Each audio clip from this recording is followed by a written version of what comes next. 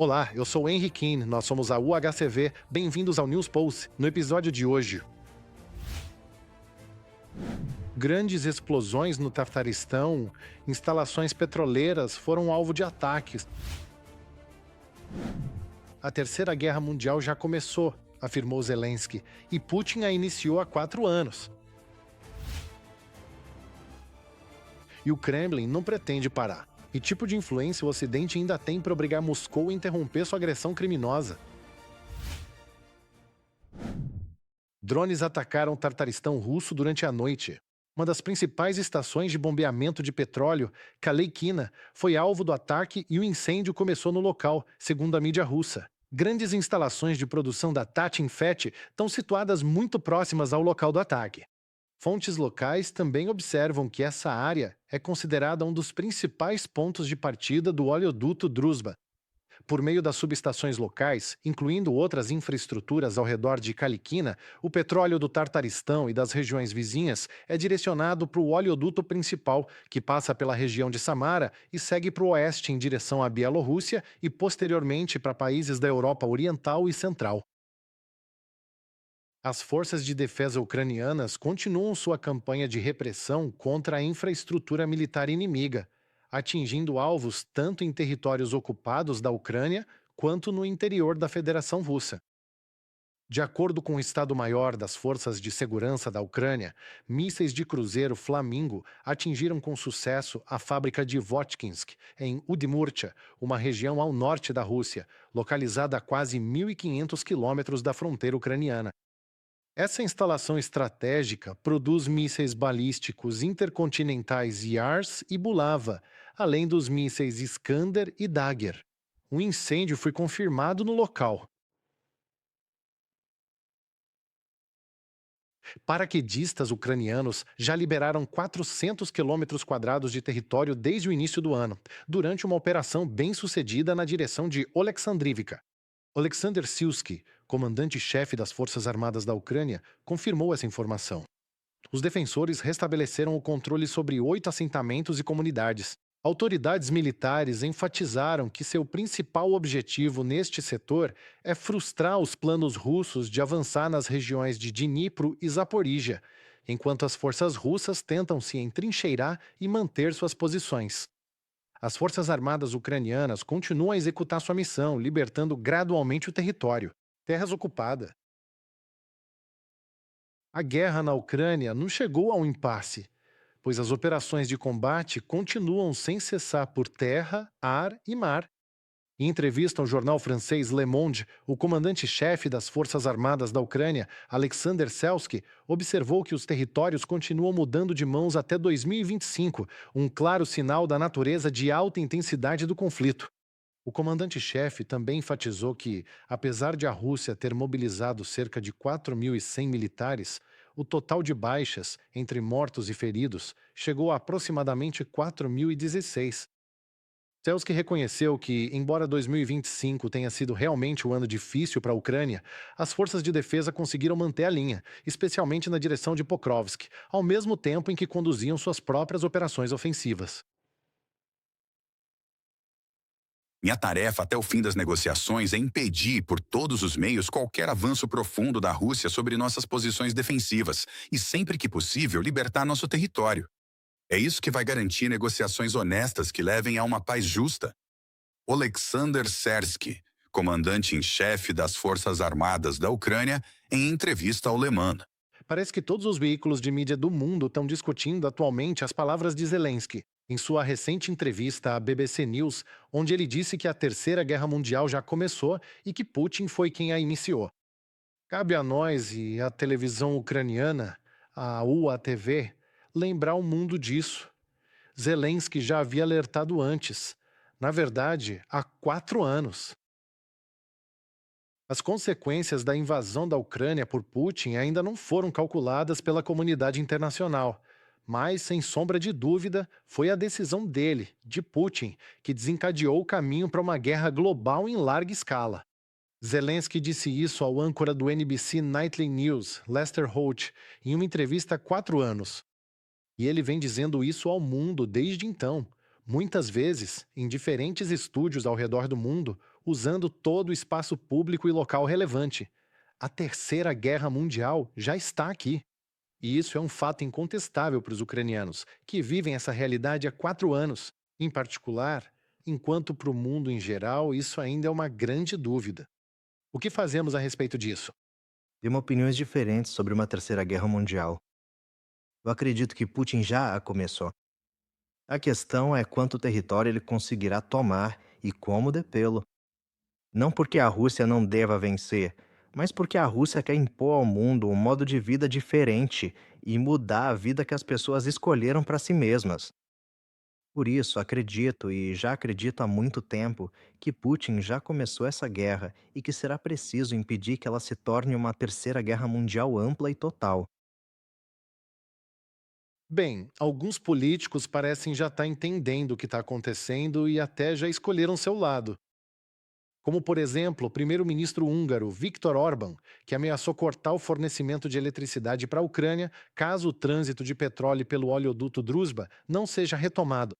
Além disso, o primeiro-ministro eslovaco Robert Fico se juntou à postura anti-União Europeia de Orbán e declarou que a Eslováquia bloquearia as exportações de eletricidade da Eslováquia para a Ucrânia se a Ucrânia não garantir a retomada do trânsito de petróleo russo em direção à Eslováquia. E tanto Orbán quanto Fico estão agindo como se o ditador russo Putin tivesse dado suas instruções a ambos os políticos 1 ano atrás, em 2025, quando se encontrou com Fico na China. Cortem o fornecimento de gás que está com fluxo reverso, cortem o fornecimento de eletricidade e eles entenderão imediatamente que existem limites para o comportamento deles quando se trata de violar os interesses dos outros. Vladimir Putin, líder russo. Embora o líder russo Vladimir Putin tenha declarado claramente seus interesses e eles simplesmente não mudem nem um pouco, ele é um criminoso de guerra indiciado. Vladimir Putin anunciou novamente que a Rússia continuará seu programa de expansão militar em larga escala e chegou a pedir que a sociedade se militarize completamente. Na verdade, seu discurso à nação não trouxe nada de novo. O mesmo alarde cibernético, incluindo o nuclear.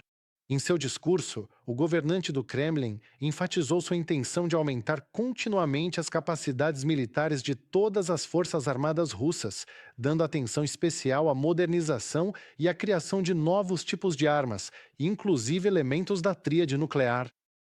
Além disso, o ditador russo declarou 2026 como, e eu cito, o ano da unidade dos povos da Rússia em torno de, cito novamente, dever sagrado. Putin chamou os soldados russos que cometeram crimes de guerra na Ucrânia todos os dias há 4 anos de verdadeiros patriotas e pilares da estatalidade russa. Iniciar uma guerra genocida e transformar seus perpetradores em novas elites da sociedade russa, chamando-os de heróis e pilares da estatalidade, pode soar perfeitamente aceitável para os russos. Até que alguns desses heróis e pilares voltem para casa, para a mãe Rússia, e ajam normalmente, o normal deles, para o dever sagrado de matar, estuprar e serem quem são. Criminosos, não heróis de guerra. Está ficando cada vez mais óbvio para o mundo. O Kremlin não tem qualquer intenção de encerrar sua guerra contra a Ucrânia, e o ministro das Relações Exteriores da Letônia, Vaiba Braja, acusou a Rússia de atrasar as negociações de paz. Falando sobre a situação atual, Braja afirmou que é exatamente por isso que as conversas com o lado russo chegaram a um impasse. A ministra das Relações Exteriores descreveu o processo como negociações desonestas. Os comentários dela reacenderam o debate sobre qual influência o Ocidente ainda tem para obrigar Moscou a interromper sua agressão. Mais detalhes na nossa reportagem para você. Na União Europeia, estão convencidos de que a Rússia não está inclinada a negociações sérias para acabar com a guerra contra a Ucrânia. Isso é comprovado pelos constantes ataques do exército russo às cidades ucranianas, afirmou a Comissão Europeia. Enquanto o derramamento de sangue continuar, continuaremos pressionando a Rússia. As sanções têm um duplo efeito. Limitam a capacidade da Rússia de travar a guerra contra a Ucrânia e, ao mesmo tempo, pressionam Putin a vir para a mesa de negociações. A guerra de agressão da Rússia contra a Ucrânia envolve claramente uma vítima e um agressor, e a Europa continuará mantendo essa pressão até que tenhamos uma paz justa e duradoura para a Ucrânia. Na perspectiva de Bruxelas, o passo estratégico deve ser a integração da Ucrânia à União Europeia. Isso envolve apoio financeiro, recuperação econômica, reforço na defesa e a integração da Ucrânia ao sistema ocidental. Junto às sanções, apoio militar a Kiev e o isolamento de Moscou, isso faz com que seguir a guerra não traga ganhos ao agressor, só eleve os custos.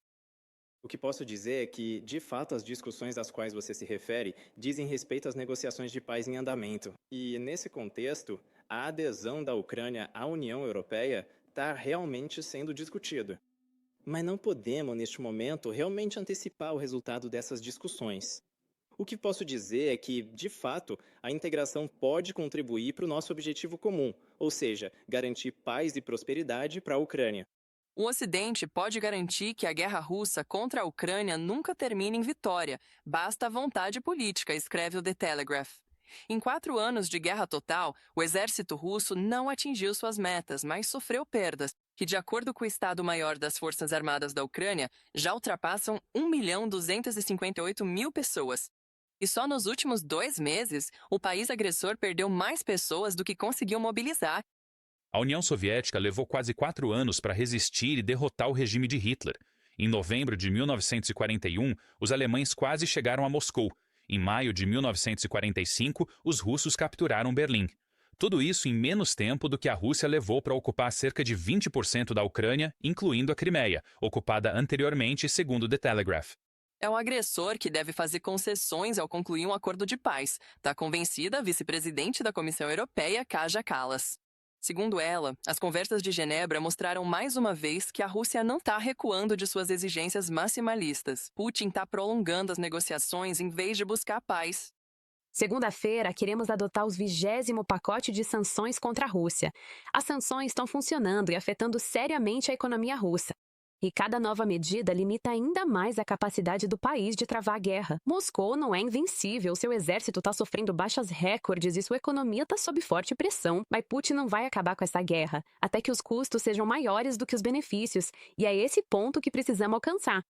O chanceler alemão comparou os russos aos nazistas porque eles literalmente fazem propaganda nazista contra a Ucrânia. Friedrich Merz afirmou: "Tá na hora de a Europa aprender a falar com Moscou na linguagem da força. Os países da União Europeia continuam aumentando os orçamentos de defesa."